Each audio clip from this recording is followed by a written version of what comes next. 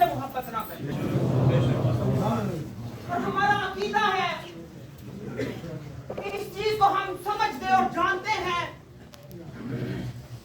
کہ ہم حضور علیہ السلام کے امتی ہیں, اور اس چیز پر بھی ہمارا اٹل ایمان ہے کہ قیامت کے دن حضور علیہ السلام نے ہماری شفاعت فرمانی ہے. تو جب ہم یہ قرآن کی آیت سنیں, جگہ جگہ پر حضور علیہ السلام نے خود بھی فرمایا کہ جو دنیا میں مجھ پہ کثرت سے درود پڑے گا, کل میں قیامت والے دن اس کی خود شفاعت کروں.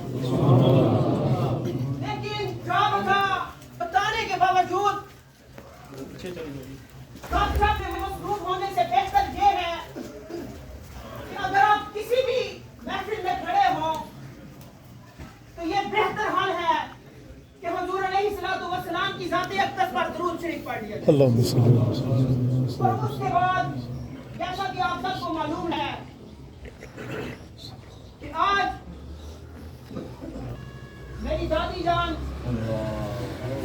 ان کا انتقال ہوا, اور جنازے کے لیے ہم سب یہاں پر اکٹھے ہوئے. ایک جمع غفیر یہاں پر موجود ہے. میں نے قرآن مجید فرقان حمید میں سے 29واں پارہ دوسری آیت اس کا کچھ حصہ آپ کے سامنے رکھا ہے.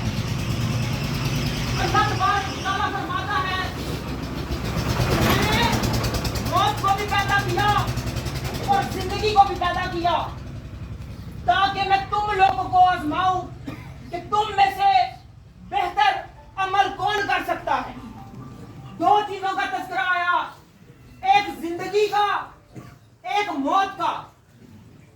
اور اس پر تفسیر جلالین امام جلال الدین سیوطی آپ اس کی تفسیر کرتے ہوئے فرماتے ہیں کہ اللہ تبارک و تعالیٰ نے ظاہراً بندے کے سامنے دو چیزیں رکھی ہیں, لیکن اگر بندہ اس کی گہرائی میں چلا جائے تو وہ یہ سوچے گا کہ میں نے ساری زندگی رب کی توحید بیان کرنی ہے اور حضور کی رسالت بیان کرنی ہے. اب اس چیز کو سمجھیے گا. وہ کیسے؟ حضور علیہ السلام کی ایک حدیث ہے, مولا علی اس کے راوی ہیں. ویسے تو ضرورت نہیں تھی, شاہ صاحب اتنے اچھے انداز میں گفتگو کر رہے تھے, میری ضرورت پیش آنی تو نہیں چاہیے تھی, لیکن اپنی حاضری ٹوٹے پوٹے الفاظوں میں لگاتا چلوں. بات امام جلال الدین سیوطی لکھتے ہیں کہ دو چیزیں زندگی اور موت آپ کے سامنے رکھی گئی ہے. اب ایک حدیث سنیے گا, مولا علی اس کے راوی ہے. حضور علیہ السلام نے فرمایا کہ تم قبروں کی زیارت کیا کرو, اس سے تم اپنی موت کو یاد رکھا کرو گے کہ ایک نہ ایک دن تمہیں بھی موت آنی ہے. اور اسی کی تفسیر کے ضمن میں وہ ایک اور آیا بھی ذکر کرتے ہیں, کل نفس ذائقۃ الموت. اے انسان یہ مت بھول جا کہ تو ساری زندگی کے لیے یہاں موجود رہے گا. ہر نفس نے, ہر ذی روح چیز نے موت کا ذائقہ چکھنا ہے. اور پھر اسی آیت کو ذہن میں رکھیے گا, رب نے فرمایا تھا کہ جو بہتر عمل کرے گا کل میں جنت اسی کو داخل کروں گا. اور دوسری بات یہ کہ کل نفس ذائقۃ الموت, اس کے آگے سنیے گا ثم علینا ترجعون.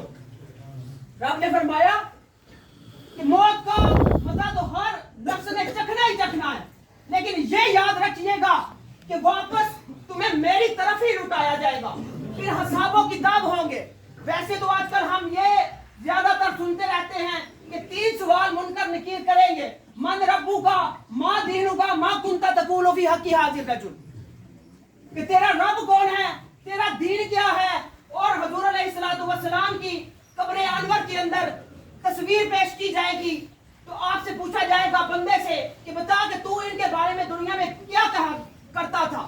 اب یہاں پر 3 سوال ہمیں بتائے جاتے ہیں کہ یہ سوال ہوں گے, اس کے بعد ختم.